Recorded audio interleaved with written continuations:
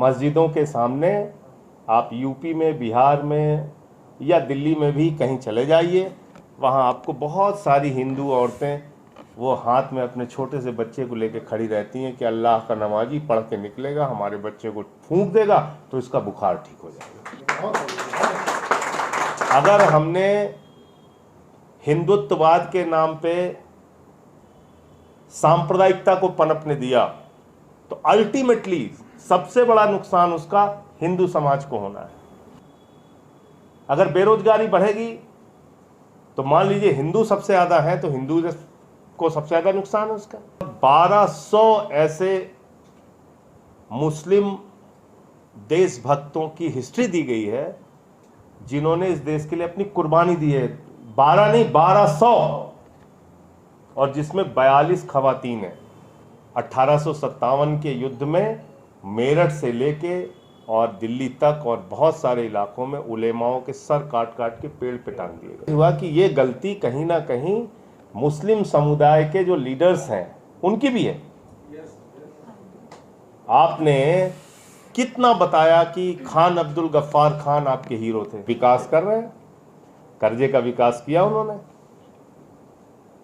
तो कर्जे का विकास, नफरत का विकास, दंगों का विकास, झगड़ों का विकास ये हो रहा है। कहते हैं भारत माता की जय, हम भी कहते हैं भारत माता की जय। तो मैं तो भाजपाइयों से कहता हूं कि तुम लोग जब भारत माता की जय लगाते हो तो मैं समझता हूं कोई फैक्ट्री बिकने वाली है। तो मणिपुर की हिंसा पे ऑल पार्टी मीटिंग थी। गृह मंत्री जी 50 दिन के बाद जागे, उन्होंने मीटिंग बुलाई। फिर भी मैंने उनका धन्यवाद दिया। मैंने कहा चलिए ठीक है, कोई बात नहीं, आपने 50 दिन के बाद ही जरूरी समझा इस पे चर्चा करना। हजारों घर वहां जलाए जा चुके हैं, लाखों लोग बेघर हैं और सैकड़ों लोगों की जान जा चुकी है। बहुत सारे मासूम बच्चे हैं जो अनाथ हो गए। तो मैंने कहा कि ये स्थिति देश के सीमावर्ती राज्य में हो रही है। 50 दिन हो गए, भारत के प्रधानमंत्री जो हर विषय पे बोलते हैं, एक शब्द मणिपुर का मां उनके मुंह से नहीं निकला। ये बहुत ही दुर्भाग्यपूर्ण बात है। और मैंने कहा कि खबरें आती हैं कि साहब चर्च जलाए गए, वहां मंदिर तोड़े गए, मंदिर जलाए गए। हमने कहा ये चर्च और मंदिर नहीं जलाए जाते, ये लोगों के दिल जलते हैं और उस पे जो घाव, दिल पे जो घाव बनता है वो सैकड़ों साल तक मिटना मुश्किल हो जाता है। तो इसलिए मेरा अपना ये मानना है और मैं दिल से इस बात को मानता हूं कि भारत जो हमारा मुल्क है ये मोहब्बत की बुनियाद पे ही आगे जा सकता है, नफरत की बुनियाद पे न दुनिया का कोई मुल्क आगे गया है न ये आगे। और हमारी खूबसूरती क्या है? अगर आप पाकिस्तान के बारे में बात करेंगे वो कहेंगे हम मुस्लिम राष्ट्र हैं। आप नेपाल के बारे में बात करेंगे वो कहेंगे हम एक बार हिंदू राष्ट्र बने फिर हम अब हिंदू राष्ट्र नहीं हैं। किसी और देश के बारे में बात करेंगे तो वो कहेंगे कि साहब हम ईसाई राष्ट्र हैं। कहीं और अपने अपने धर्म के हिसाब से उन्होंने राष्ट्र बनाया। लेकिन भारत की संस्कृति, भारत की सभ्यता, भारत की खूबसूरती क्या है? हमारी पहचान क्या है? भारत की पहचान क्या है? हम कहते हैं विविधता में एकता, भारत की विशेषता। यानी भारत की पहचान ही यहाँ की डाइवर्सिटी है, यहाँ की विविधता है। अगर यहाँ अलग अलग रंग के फूल नहीं होंगे तो भारत बन ही नहीं सकता। यहाँ हिंदू भी हैं, यहाँ मुसलमान भी हैं, यहाँ सिख भी हैं, यहाँ ईसाई भी हैं, यहाँ बौद्ध भी हैं, यहाँ जैन भी हैं। अलग अलग धर्मों के लोग हैं, अलग अलग भाषाओं के लोग हैं। एक भाषा नहीं बोली जाती भारत में।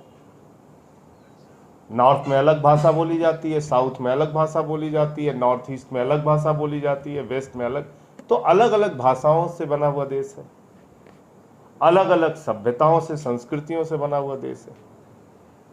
तो अब इसमें रोज हम झगड़े कराते रहें तो इसका फायदा क्या है, हमें ये सोचना चाहिए।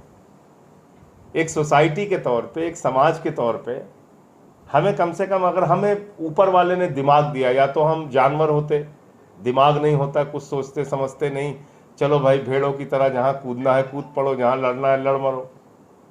लेकिन अगर हमें ऊपर वाले ने दिमाग दिया है, सोचने समझने की शक्ति दी है, तो कम से कम इतना तो हम सोच सकते हैं कि हम आगे कैसे बढ़ेंगे। झगड़ा करके आगे बढ़ेंगे, मारकाट करके आगे बढ़ेंगे, या मोहब्बत से, प्यार से एक साथ रह के आगे बढ़ेंगे। इस मीटिंग में देखिए हमारे सिख भाई भी हैं, हिंदू भाई भी हैं, मुसलमान भाई भी हैं, हो सकता है क्रिश्चियन धर्म को मानने वाले लोग भी हैं। तो भारत की जो खूबसूरती है, एक प्रोग्राम में मैं गया तो मुझसे कहने लगे कि साहब हिंदू राष्ट्र के बारे में आप क्या सोचते हैं? तो हमने कहा भारत के संविधान के बारे में आप क्या सोचते हैं? Very nice. तो कहने लगे कि भारत का संविधान तो सारे लोग मानते हैं। तो हमने कहा भारत के संविधान के प्रियम्बल में क्या लिखा हुआ है? तो कहने लगे कि साहब आप कहना क्या चाहते हैं? हमने कहा भारत के संविधान की जो मूल आत्मा है, उसका प्रियम्बल जो है, उसमें क्या लिखा हुआ है? उसमें लिखा है भारत एक सेकुलर राष्ट्र है, भारत एक धर्मनिरपेक्ष राष्ट्र है, यहाँ सभी धर्म के लोग आपस में एक साथ मिलकर समान अधिकार के साथ रह सकते हैं। ये हमारे कॉन्स्टिट्यूशन का प्रियम्बल कहता है। आप कॉन्स्टिट्यूशन मानते हैं कि नहीं मानते हैं? अब वो मीडिया वाले आदमी थे और बड़ा चैनल था राष्ट्रीय, तो घबरा गए। कुछ एडिटर्स आए थे, उन्होंने कहा आपका क्वेश्चन जो है वो अनकॉन्स्टिट्यूशनल है, ये आपका सवाल गैर संवैधानिक सवाल है, ये सवाल बुनियादी तौर पे आप संविधान के खिलाफ पूछ रहे हैं। तो वो चुप हो गए। बड़े रिपोर्टर थे, मैं नाम नहीं बताऊंगा। फिर उन्होंने क्या किया कि क्योंकि जवाब उनके मुताबिक उनको नहीं मिला, तो जब उन्होंने प्रोग्राम का प्रसारण किया तो वो हिस्सा काट दिया। तो ये तो मीडिया का हाल है, ये मीडिया का हाल है।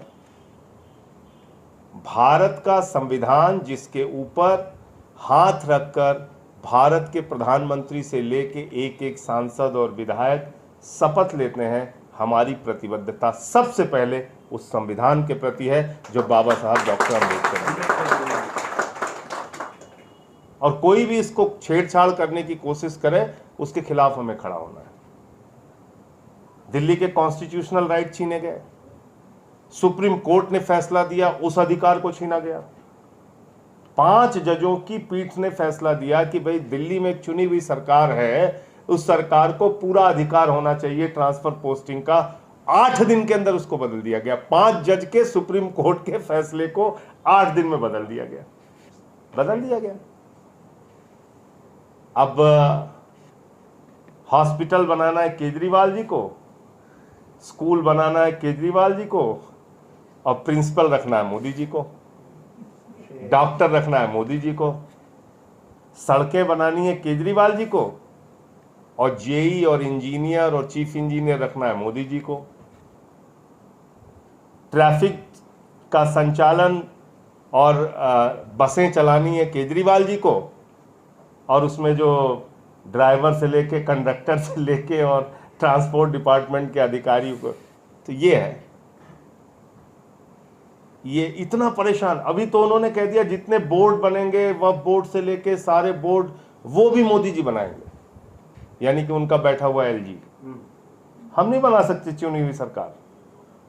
तो दिल्ली में 70 में से 62 सीट जिस पार्टी को मिली हो, उसके हर काम में रोड़ा अटकाना, हर काम में रोक लगाना। क्यों? क्योंकि मैं बार बार इस बात को कहता हूं, जो लोग आज देश की सत्ता में हैं वो दुनिया की सबसे बड़ी नफरत की फैक्ट्री हैं। अगर इस फैक्ट्री के ऊपर ताला नहीं लगाया गया तो ये मुल्क आगे नहीं बढ़ सकता। और इसको सबको मिलकर इस फैक्ट्री के ऊपर ताला लगाना पड़ेगा। अगर हम अपनी संस्कृति को, अपनी एकता को, अपने भाईचारे को, अपनी गंगा जमनी तहजीब को आगे लेके जाना चाहते हैं। ये एक ऐसा देश है, यहाँ आप चले जाइए अमृतसर स्वर्ण मंदिर में, आपको सभी धर्मों के लोग जाएंगे वहाँ पे मत्था टेकने के लिए। जाते नहीं जाते बताइए? मुस्लिम भी जाते हैं, हिंदू भी जाते हैं, सिख भी जाते हैं। वहाँ चले जाइए, आपको लंगर जहाँ पे चल रही होती है सारे लोग बैठ के खाते हैं एक साथ। यहाँ पे सूफीज़म को मानने वाली बहुत बड़ी जमात है। दरगाहों पे चले जाइए, आपको मुस्लिम से ज़्यादा हिंदू मिलेंगे वहाँ पे। आप चले जाइए, जाइए देखिए आप।